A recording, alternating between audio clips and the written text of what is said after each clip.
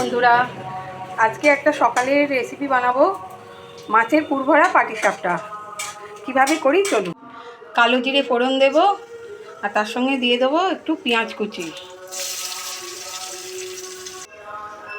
পেঁয়াজটা ভাজা হয়ে গেছে, এবারে 1 চামচ টমেটোর পেস্ট দেব।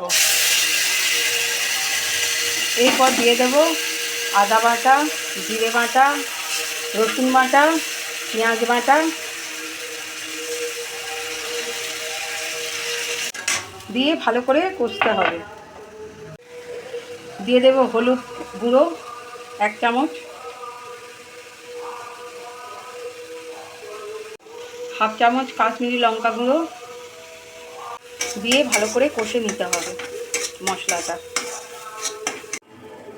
এবার দিয়ে দেব একটু ছোলার ডাল বাটা,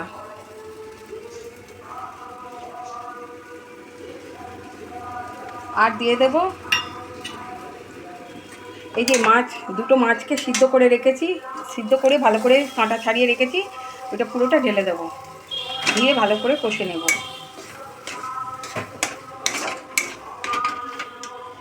আর দিয়ে দেবো 1 চামচ চিনি। এখানে ময়দা, সামান্য চিনি, নুন দিয়ে একটা ব্যাটার তৈরি করে নিয়েছি, যে এরকম ঠিক পাতলা হবে ব্যাটারটা। এবার সাদা তেল দিয়ে দেব, এবার অল্প করে ব্যাটারটা দিয়ে দেব।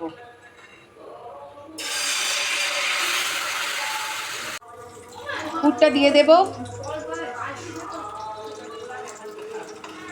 দিয়ে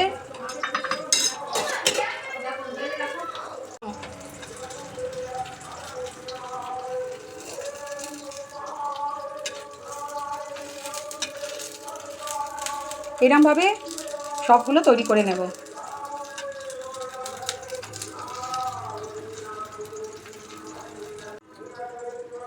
এবার একে একে এরকমভাবে সবগুলো তৈরি করে নেব। মাছের পাটিসাপটা রেডি। কি সুন্দর হয়েছে দেখুন বন্ধুরা, এরকম বাড়িতে বানিয়েও খাবে।